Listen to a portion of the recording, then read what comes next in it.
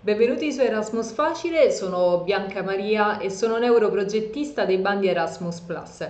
Iniziamo con il modulo 1 dove ti spiego come, da quale punto partire, quindi muovere i primi passi per iniziare sia a ideare sia a scrivere ma anche a implementare i bandi Erasmus Plus.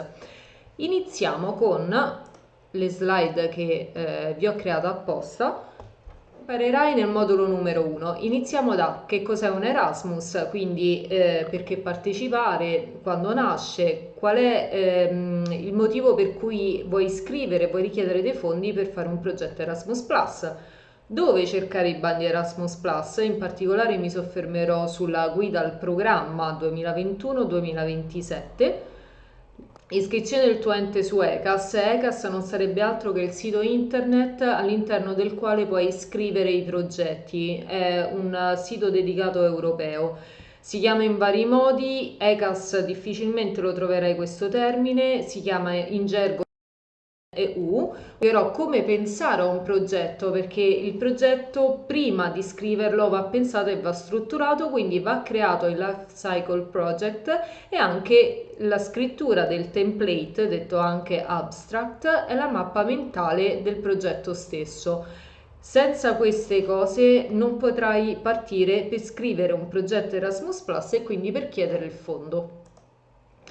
Che cos'è un Erasmus? Innanzitutto il termine Erasmus Plus, quindi con il plus, nasce dal 2014. Questo perché in genere prima, quando si diceva Erasmus, la prima cosa che si identifica sono gli studenti universitari che viaggiano in Europa per fare esperienze. Dal 2014 in poi questa cosa è cambiata, è stato implementato e ampliato a tutti quanti l'Erasmus, tant'è che al giorno d'oggi possono partecipare sia gli adulti, gli imprenditori, i giovani che studiano, i giovani anche che non studiano, perché è un programma che aiuta tutti gli europei a non solo a imparare lingue e a fare esperienze, che è importantissimo, ma anche a stringere rapporti di vicinato, nel senso vicinato tra le varie regioni europee. Se desideri organizzare un Erasmus Plus va scritto il bando e quindi va richiesto il finanziamento in comunità europea. Chi è che fa questo lavoro? È appunto l'europrogettista. L'europrogettista è un professionista che appunto sia pensa, sia scrive e sia gestisce poi l'Erasmus. Il progetto Erasmus Plus, da dove partire? Allora, ti ho riassunto con queste brevi descrizioni tutti i passi per poi effettivamente svolgere le attività che tu hai in mente. La prima cosa che devi fare è iscrivere il tuo ente su ECAS, lo vediamo ora in questo video. Costruzione del progetto, quindi sarà il prossimo video e include il Life Cycle Project. Scrittura del progetto, quindi prima si fa il piano, si struttura la mappa mentale e solo dopo si scrive il progetto. Dopodiché si attende l'esito dell'Agenzia Nazionale, che appunto è l'unica che è autorizzata dalla Comunità Europea della gestione dei bandi, quindi ti può dare un esito positivo o negativo. Se è negativo, ti darà un feedback dove ti dirà dove è sbagliato e come puoi riproporre nuovamente il progetto. Quindi non tutte le speranze sono perse perché potrai riproporlo facendo le correzioni che ti hanno consigliato. Se invece ti viene accettato il finanziamento, a quel punto ti verrà inviata la convenzione tramite PEC da firmare, firmata da là attenderai un 2-3 mesi di tempo e ti arriverà l'80% del finanziamento che tu hai richiesto. Iniziamo con l'iscrizione dell'ente su ECAS. Ti spiego innanzitutto quali sono i documenti che servono e andiamo a vedere insieme il sito internet dove fare l'iscrizione. Allora, innanzitutto serve il certificato di codice fiscale o partita IVA, rilasciato dall'Agenzia delle Entrate, intestato al rappresentante legale in carica. Quindi, prima cosa che devi fare o aprirti un'associazione culturale o una società, una piccola e media impresa. Non puoi assolutamente partecipare ai bandi con una tua partita IVA privata o se sei un normale cittadino, quindi o ti apri un'associazione, una no profit in generale, oppure una profit, quindi una piccola e media azienda, o c'è un'azienda, un SRL, un SRLS, quello che vuoi, ma devi essere appunto un ente giuridico. Dopodiché dovrai compilare e firmare il modello soggetto di diritto, che lo puoi scaricare da questo link e te lo allego anche di seguito. Dovrai compilarlo e firmarlo da allegare alla rappresentante in carica con la denominazione corretta dell'associazione come da statuto. Questa attenzione, ad esempio nel caso di Arts in Roma, che è l'associazione per la quale lavoro, la denominazione corretta è Associazione Culturale Arts in Roma. Se io scrivessi solo Arts in Roma sbaglierei e quindi a quel punto mi rifiutano l'accesso. L'Agenzia Nazionale mi rifiuta l'accesso sul sito ECAS. Il secondo modulo da compilare è il modello di identificazione finanziaria in formato non modificabile, lo puoi scaricare qui ma comunque te lo allego di seguito. Va compilato, firmato e attenzione che qua andrebbe messo anche la firma e il timbro del direttore di banca. Non tutti lo possono fare, non tutti hanno il tempo di farlo. Come puoi risolvere questo problema? Semplicemente aggiungendo a tutte queste documentazioni la copia di un estratto conto recente. Semplicemente ti fai l'estratto conto dalla banca o i documenti che ricevi ogni 2-3 mesi, se non erro, lo scarichi e glielo alleghi su questo ECAS e ti faccio vedere ora come si fa. Ovviamente il tuo il documento legale del rappresentante legale, questi insomma sono i documenti basilari affinché da qua in poi potrai richiedere i fondi.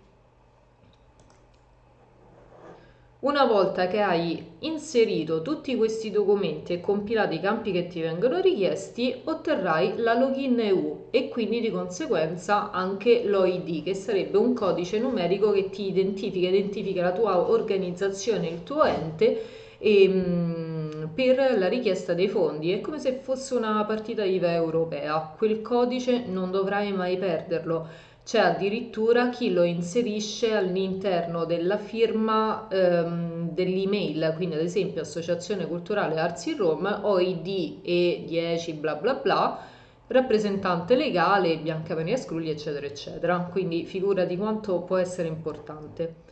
Andiamo a vedere insieme il sito internet. Allora,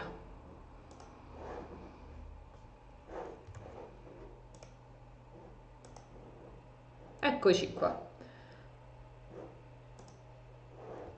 Questo è il famoso webgate.ec.europa.eu, questo è il link, detto anche ECAS, OSR, login EU. Guarda, in gergo ricordati login EU, è la cosa più semplice.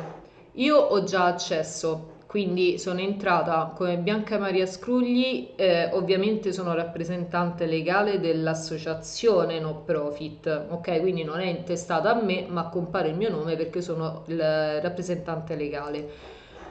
Dopodiché dovrei cliccare su Organizations, My Organizations. In questo caso a te non comparirà nulla perché ancora non l'hai registrato, quindi semplicemente ci sarà un tasto dove ci sarà scritto Register, clicchi, in questo caso io clicco sull'associazione e ti si aprirà questo modulo, questa schermata qui. Questa è uguale sia per me che per te. Quindi il PIC, lascialo stare, era il vecchio OID, il vecchio codice che appunto ti verrà successivamente dato. VAT number sarebbe il numero di partita IVA, in questo caso l'associazione culturale non ce l'ha perché abbiamo solo codice fiscale, non importa, puoi non scriverlo. Come si chiama l'associazione culturale, dove opera, quindi in Italia, le ultime modiche che ho fatto e chi l'ha fatte. Dovrai andare a inserire qua, lascia stare, non devi mettere nulla. Il PIC ti verrà dato in automatico, non devi inserire nulla. Qua devi mettere legal name, quindi il nome legale della tua associazione, il nome, l'acronimo, in questo caso è Arts in Roma, se è un'organizzazione internazionale o meno, bla bla bla, devi compilare. Se è un'azienda devi mettere su SME, la lingua che viene parlata, dove è stata registrata, la regione, eccetera, eccetera. Il registration number, questo lo trovi o sul numero di statuto o sul modulo che ti viene rilasciato dall'Agenzia delle Entrate e c'è scritta anche la data e chi te l'ha rilasciato, appunto, l'Agenzia delle Entrate. Legal address, qua sempre niente, non devi mettere nulla, qua devi compilare l'indirizzo legale. La persona di contatto, mi raccomando, la persona di contatto mettete i contatti corretti perché l'Agenzia Nazionale vi contatterà in base a quello che scrivete qua. Users sarebbero le persone che sono autorizzate ad entrare all'interno di WebGate e applicare delle modifiche. Nel momento in cui voi autorizzate una persona, quella persona avrà la possibilità di richiedere i fondi in Comunità Europea, quindi mi raccomando, deve essere una persona affidata, una persona possibilmente interna al tuo ente e che appunto lasciandogli comunque l'autorizzazione tu sai che può fare la richiesta di fondi europei. L'accreditation, se lo vediamo dopo, comunque sia sarebbe la possibilità, dopo 2 anni di esperienza, l'organizzazione l'ente può fare richiesta di accreditamento, ovvero sarebbe una via più facile, più agevolata per sviluppare i propri progetti. Di volta in volta non dovrai andare a scrivere un progetto ex novo, ma semplicemente ci sono delle schede più facili da compilare per fare la richiesta.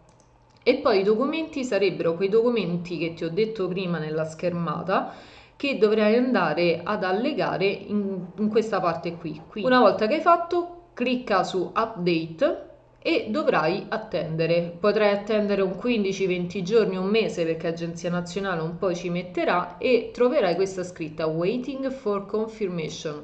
Finché avrai questa scritta qui sopra, vuol dire che non potrai richiedere i fondi in Comunità Europea.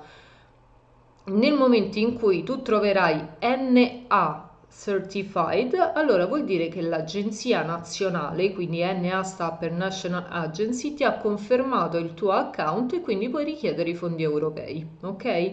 Se ti rimane per diverso tempo in questo modo, ti consiglio di inviare un'email all'Agenzia Nazionale chiedendo la motivazione perché sicuramente non ha inserito qualche documento oppure è compilato male oppure stanno ancora facendo dei controlli. Quindi, detto questo, ti ho spiegato questa prima parte fondamentale per accedere al login EU, quindi ottenere l'OID, ottenere login e password per accedere all'interno del sito internet della Commissione Europea Bandi Erasmus+. Mi raccomando, login e password tienile tu, non le condividere se non con persone effettivamente fidate e persone che sai e che autorizzi a richiedere i fondi europei. Per ora è tutto e segui il mio prossimo video che ti spiego il prossimo step.